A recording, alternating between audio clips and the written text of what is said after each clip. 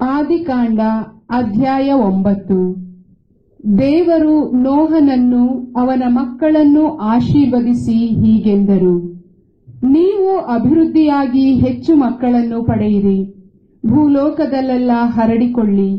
ಭೂಮಿಯ ಮೇಲಿರುವ ಎಲ್ಲ ಪ್ರಾಣಿಗಳು, ಆಕಾಶದ ಎಲ್ಲ ಪಕ್ಷಿಗಳು, ನೆಲದ ಮೇಲೆ ಹರಿದಾಡುವ ಎಲ್ಲ ಕ್ರಿಮಿಕೀಟಗಳು, ಸಮುದ್ರದ ಎಲ್ಲ ಮೀನುಗಳು ನಿಮಗೆ ಹೆದರಿ ಬೆದರುವುವು. ಅವುಗಳನ್ನೆಲ್ಲ ನಿಮ್ಮ ಸ್ವಾಧೀನಕ್ಕೆ ಕೊಟ್ಟಿದ್ದೇನೆ. ಭೂಮಿಯ ಮೇಲೆ ಪೈರು ಪಚ್ಚೆಯನ್ನು ಕೊಟ್ಟಂತೆ ಇವುಗಳನ್ನೂ ಕೊಟ್ಟಿದ್ದೇನೆ. ಆದರೆ ಮಾಂಸವನ್ನು ಅದರ ಜೀವಸತ್ವವಾದ ರಕ್ತ ಸಮೇತ ತಿನ್ನಬಾರದು.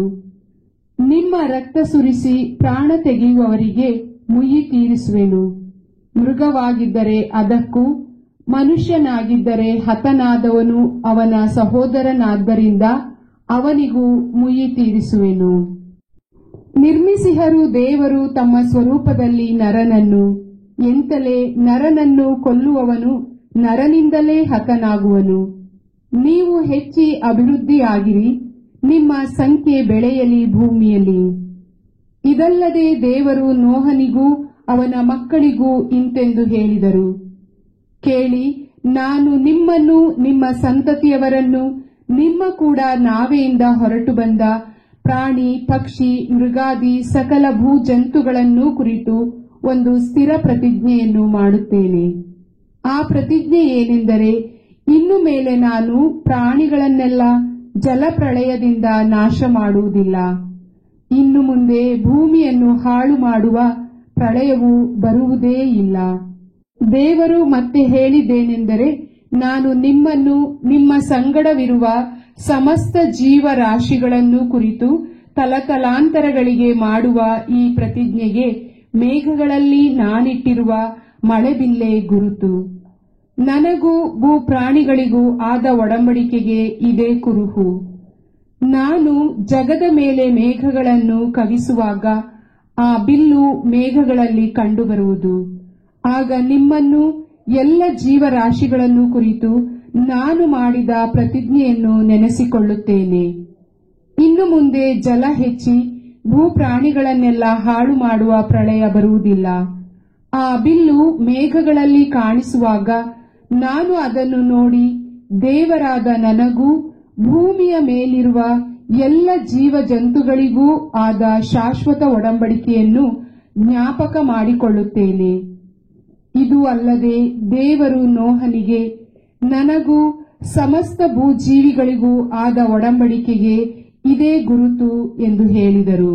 ನಾವೆಯಿಂದ ಹೊರಟು ಬಂದ ನೋಹನ ಮಕ್ಕಳು ಶೇಮ್, ಹಾಮ್, ಯೆಫೆತ್ ಎಂಬುವರು.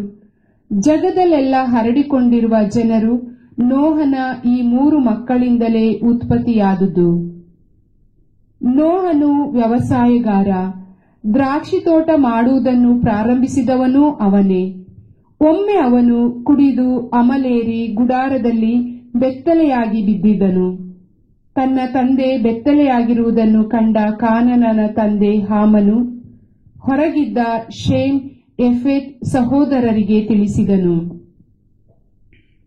ಅವರಿಬ್ಬರೂ ಬಂದು ಹೊದಿಕೆಯನ್ನು ತೆಗೆದುಕೊಂಡು ಬೆನ್ನಿನ ಹಿಂದೆ ಹಾಕಿಕೊಂಡು ಹಿಂದಕ್ಕೆ ನಡೆದು ಬಂದು ತಂದೆಗೆ ಅದನ್ನು ಹೊದಿಸಿ ಅವನ ಮಾನವನ್ನು ಕಾಪಾಡಿದರು.